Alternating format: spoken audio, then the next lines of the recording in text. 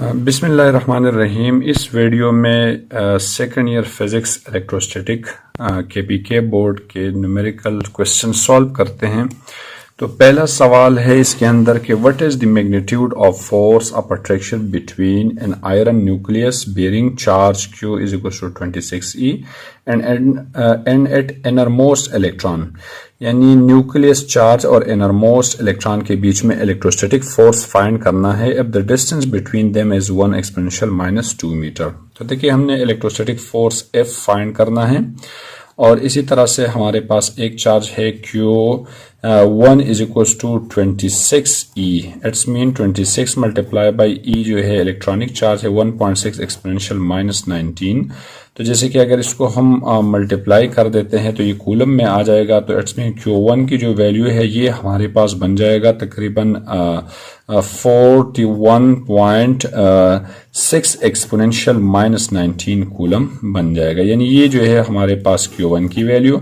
इस तरह से Q2 की वैल्यू गिवन है क्वेश्चन के अंदर बता रहे कि इलेक्ट्रॉनिक चार्ज। तो E is equal to 1.6 multiply by 10 की पावर -19 कूलम जो है हमारे पास Q2।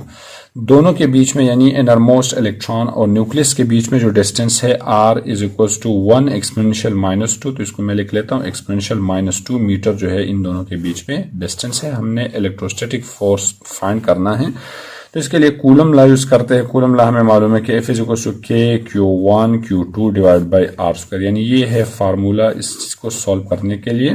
यानी अब आ जाएगा हमारे पास यानी इसको सॉल्व करने के लिए F is equal to K Q1 Q2 divide by R²। तो देखिए अगर इसके अंदर हम वैल्यूज रिप्लेस करेंगे तो F is equal to K की वैल्यू कूलम कांस्टेंट है 9 एक्सपोनेंशियल 9 मल्टीप्लाई बाई Q1 की वैल्यू है यहाँ पर 41.6 एक्सपोनेंशियल -19 और मल्टीप्लाई बाई Q2 की वैल्यू है यहाँ पर 1.6 एक्सपोनेंशियल -19 डिवाइड बाई डिस्टेंस है हमारे पास -r एक्सपोनेंशियल -2। तो 10 की पावर -2 का स्क्वायर आ जाएगा। और जैसे कि अगर इसको हम सॉल्व कर देते हैं तो कैलकुलेटर से इन वैल्यूज को मल्टीप्लाई करके 10 की पावर -2 स्क्वायर से हम इसको अगर डिवाइड कर देते हैं तो इसका जो फाइनल आंसर है F हमारे पास बराबर हो जाएगा, यानी F इज इक्वल टू इसकी जो वैल्यू है वो है 5.99 एक्सपोनेंशियल यानी -3 न्यूटन जो है आंसर आ जाएगा। और इसको राउंड अप करके हमारे पास बन जाएगा F is equal to 6 exponential -3 newton जो है -3 न्यूटन जो है इसका क्या होगा आंसर होगा। यानी न्यूक्लियस और इनरमोस्ट इलेक्ट्रॉन के बीच में जो फोर्स है 6 एक्सपोनेंशियल -3 न्यूटन फोर्स है और कूलम्स लॉ की मदद से इसको हमने सॉल्व किया।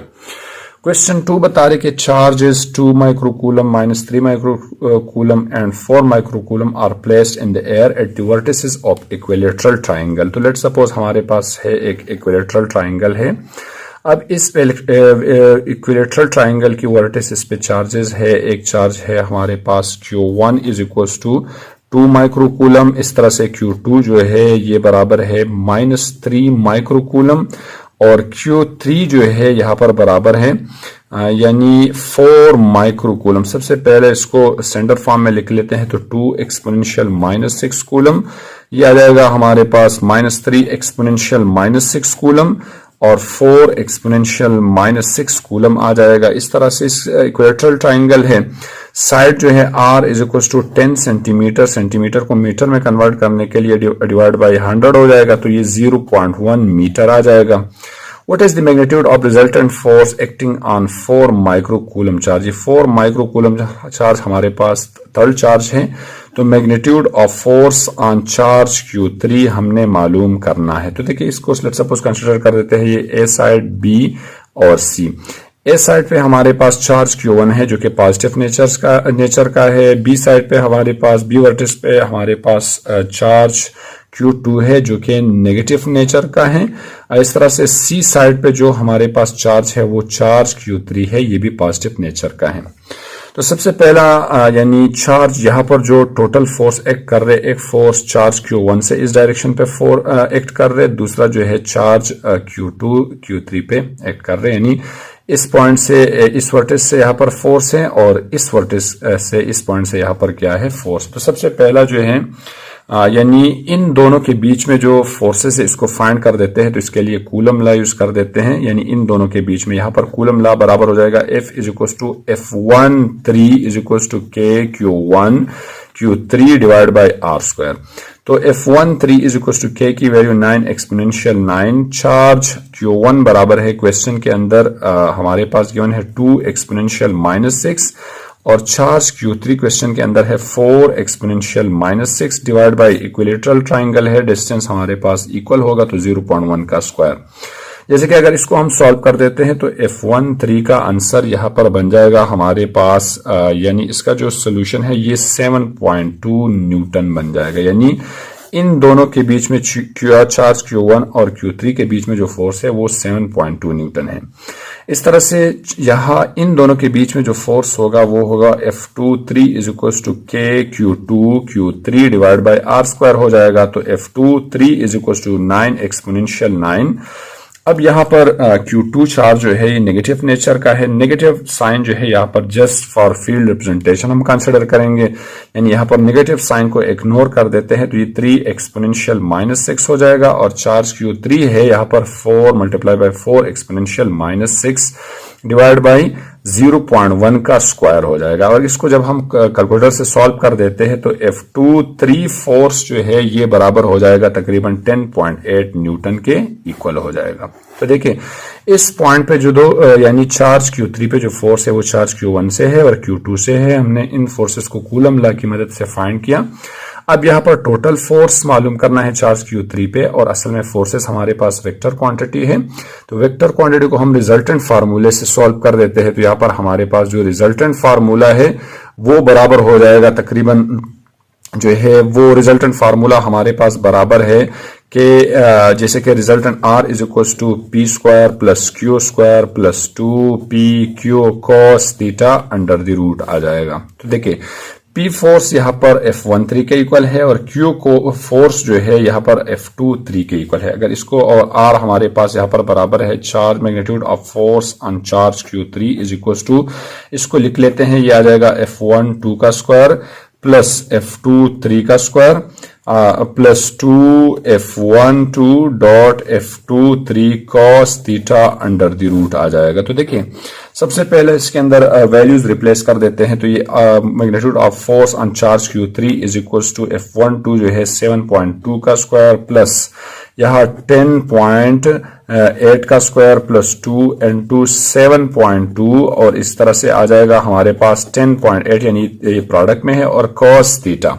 तो देखिए बुक के अंदर जो सॉल्यूशन है आंसर है वो डायरेक्ट जो है 60 डिग्री से, जैसे कि हमें इक्विलेटरल एंगल का पता है, इक्विलेटरल ट्राइंगल के अंदर जो एंगल है वो 60 डिग्रीज होते हैं, यानी तीनों साइड्स और बीच में जो एंगल है ये बराबर होते हैं।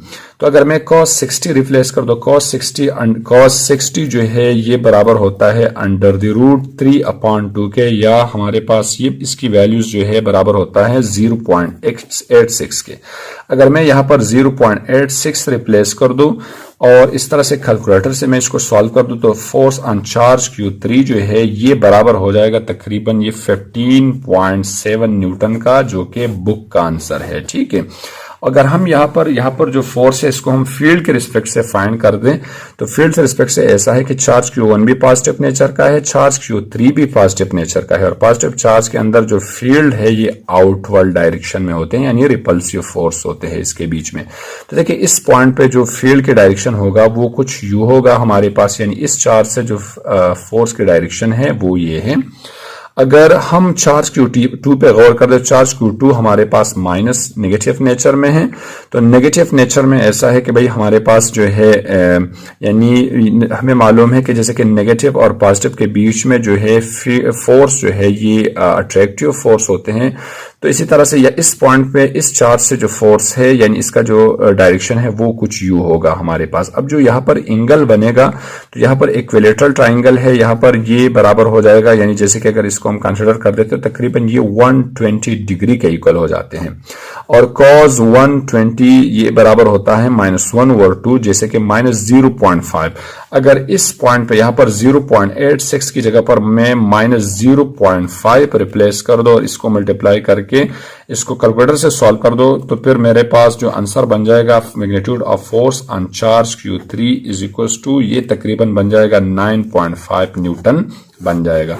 तो देखिए अगर हम फील्ड के रिस्पेक्ट से इसको सॉल्व कर देते हैं cos 120 डिग्री के रिस्पेक्ट से तो 9.5 डिग्री आंसर है। अगर हम इक्विलेटरल ट्राइंगल की एंगल पुट करें यानी 60 डिग्री तो इसका जो सोल्यूशन बन जाएगा वो तकरीबन 15.7 न्यूटन जो है इसका सोल्यूशन बन जाएगा। तो नेक्स्ट क्वेश्चन है question number 3।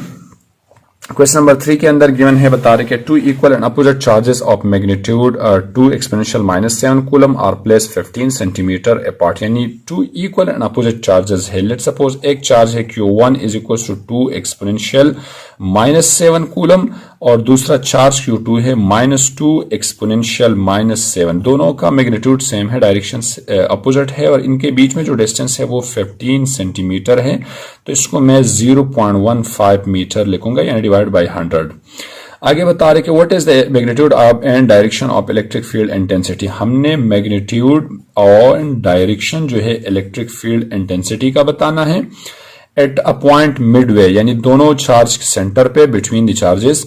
What force would be act on proton charge 1.6 exponential -19 coulomb place there. अगर हम सेंटर पे प्रोटॉन को रख दे तो इस प्रोटॉन पे कितना जो है फोर्स होगा, यानी magnitude of force on proton जो है अगर हम यहाँ पर पॉजिटिव चार्ज या प्रोटॉन यहाँ पर रख दे तो इस पे जो फोर्स है वो फोर्स का मैग्नीट्यूड क्या होगा। तो देखिए इसके लिए ऐसा कर देते हैं कि कंसीडर कर देते हैं कि लेट सपोज एक पॉइंट हमारे पास ये है, दूसरा ये है। यहाँ पर जो चार्ज है वो चार्ज Q1 है जो कि पॉजिटिव नेचर का है और यहाँ पर चार्ज Q2 है जो कि नेगेटिव नेचर का है, ये पॉजिटिव नेचर का है। तो देखिए इसके बीच में जो डिस्टेंस है वो डिस्टेंस तकरीबन 0.15 मीटर के इक्वल है और इसी तरह से सेंटर पे हम एक पॉइंट कंसीडर कर देते हैं। इस पॉइंट पे हमने नेट यानी टोटल इलेक्ट्रिक फील्ड इंटेंसिटी बताना है। तो देखिए यहां से यहां तक डिस्टेंस 0.15 का हाफ हो जाएगा यानी तकरीबन ये आ जाएगा हमारे पास 0.075 आ जाएगा यानी हाफ जो है, और ये भी 0.075 मीटर जो है यहां से यहां तक डिस्टेंस आ जाएगा। तो देखिए इलेक्ट्रिक फील्ड इंटेंसिटी का इक्वेशन हमें मालूम है कि इलेक्ट्रिक फील्ड इंटेंसिटी यहां पर E प्लस बराबर हो जाएगा KQ1 divide by R square. इस तरह से यहां पर E माइनस बराबर हो जाएगा KQ2 divide by R square हो जाएगा। तो देखिए यहां से अगर हम इलेक्ट्रिक फील्ड इंटेंसिटी को फाइंड कर दे तो E is equal to K की वैल्यू 9 एक्सपोनेंशियल 9। Q1 जो है यहाँ पर गिवन है क्वेश्चन के अंदर 2 मल्टीप्लाई बाय 10 की पावर -7 और डिवाइड बाय डिस्टेंस जो है यहाँ पर 0.075 का स्क्वायर आ जाएगा। और जैसे कि अगर इसको हम कैलकुलेटर से सॉल्व कर देते हैं तो E प्लस का जो सोल्यूशन है वो तकरीबन बन जाएगा हमारे पास 3.2 मल्टीप्लाई बाय 10 की पावर 5 न्यूटन पर कूलम जो है, यानी इस पॉइंट पे इलेक्ट्रिक फील्ड इंटेंसिटी जो पॉजिटिव चार्ज से है वो इसके इक्वल हो जाएगा। इस तरह से नेगेटिव चार्ज भी हमारे पास सेम मैग्नीट्यूड का है और सेम डिस्टेंस है। नेगेटिव साइन को हमने फिलहाल इग्नोर करना है तो E माइनस का जो सोल्यूशन है ये भी 3.2 एक्सपोनेंशियल 5 न्यूटन पर कूलम ये भी बन जाएगा। तो देखिए यानी हमें दोनों इस पॉइंट पे नेगेटिव चार्ज से और पॉजिटिव चार्ज से इलेक्ट्रिक फील्ड इंटेंसिटी का पता चला। अब यहाँ पर अगर हम फील्ड के रिस्पेक्ट से बात कर ले तो ये पॉइंट है और ये पॉजिटिव चार्ज है, तो यहाँ से जो इलेक्ट्रिक फील्ड है या इलेक्ट्रिक फोर्स है वो आउटवर्ड होगा।